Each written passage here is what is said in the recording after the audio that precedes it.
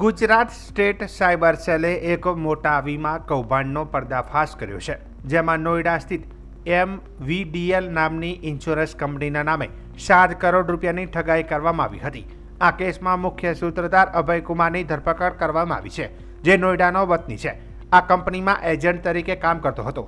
પોલીસની તપાસમાં જાણવા મળ્યું હતું કે આરોપીએ વોટ્સએપ ચેટ દ્વારા અરજદારો સાથે સંપર્ક સાધીને તેમને વીમા પોલિસીના નામે લોભામણી લાલચ આપી હતી અને તેમને કહેવામાં આવતું હતું કે વીમો પાકે ત્યારે મોટા લાભ થશે અને આ જ રીતે વિશ્વાસમાં લઈને અલગ અલગ ચાર્જીસના નામે કુલ 7 કરોડ રૂપિયા ભરવડાવ્યા હતા।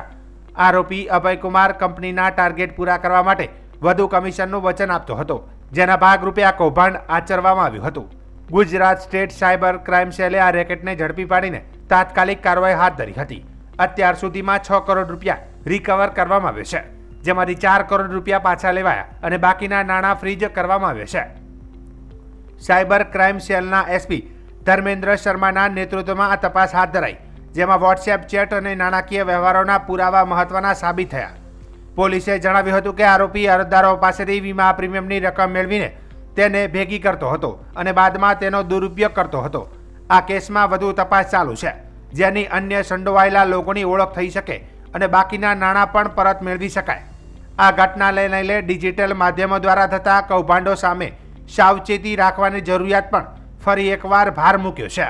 આજે 7 કરોડની જે સાયબર ક્રાઇમ જે ફ્રોડ થયું છે, એ કેસમાં એ જે અરજદાર છે એમને સાથે આરોપીએ એ વિશ્વાસ આપ્યું કે અમે તમે ઇન્સ્યોરન્સ અપાઈએ અને જે ઇન્સ્યોરન્સના પૈસા છે એ તમે ઇન્સ્યોરન્સ પોલિસી લો અને આપણે એક માણસ પાસેથી જ એમને જુદા જુદા માણસોની થર્ડ પાર્ટી પોલિસી કરાવીને કે એમાં જે પૈસા જશે એ પૈસા તમે રોકાણ કરશો તો એ ઇન્સ્યોરન્સમાં તમે મોટું નફો થશે અને જ્યારે ઇન્સ્યોરન્સ પાકી જશે ત્યારે તમે મોટા પૈસા આમાંથી પરત મળશે, એવું એમને વિશ્વાસ આપીને બીજા લોકોને નામે પોલિસી લીધી અને જે ઇન્સ્યોરન્સના જે પ્રીમિયમ છે એ આ અરજદાર પાસેથી ભરાવડાયા। એમાં ટોટલ 7 કરોડ અને 60 લાખ જેટલા રૂપિયા એને ઇન્સ્યોરન્સ નામે અને બીજા જુદા જુદા ચાર્જો નામે એમને પાસેથી એમને ભરાવડાયા છે। હવે જે પૈસા ભરાઈ ગયા છે એમાંથી આપણે જ્યારે તપાસ ચાલુ કરી ત્યારે એમાં ખબર પડી કે એક અભયકુમાર નામનો માણસ છે જે એમને સાથે સતત સંપર્કમાં રહેતો હતો, અરજદારને આવી રીતે ખોટી રીતે અને વિશ્વાસમાં લઈને એના પાસેથી પૈસા લેતા હતા। તો પછી હવે એમને પાસેથી આપણે 4 કરોડ અને 80 લાખ રૂપિયા એમને અકાઉન્ટમાં હવે બરામદ કર્યા છે। બીજા પૈસાઓ જે છે એ જુદી જુદી જે ઇન્સ્યોરન્સ પોલિસી થર્ડ પાર્ટીને નામે લીધી હતી એ બધી પોલિસીઓ પણ અમે જે કંપનીઓ સાથે પહોંચીને એ બધી પોલિસીઓમાં પણ પૈસા આપણે ફ્રીજ કરાયેલા છે।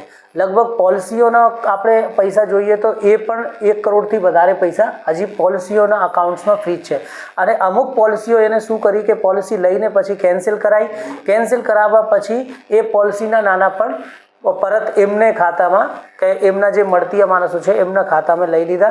એ પણ પૈસા અમે જે તે ખાતાઓમાં રોકાયા છે। તો હવે લગભગ અમારું માનવું એવું છે કે 4 કરોડ 80 લાખ તો અત્યારે છે જ એમને ખાતામાં, પણ બીજા લગભગ 1 કરોડ અને 20 લાખ રૂપિયા જેટલા બીજા પણ આપણે ફ્રીજ અલગ અલગ ખાતાઓમાં થયેલા છે। તો ટોટલ રિકવરીનો પ્રમાણ છે જે 6 કરોડ સુધી તો આપણે પહોંચી ગયું છે।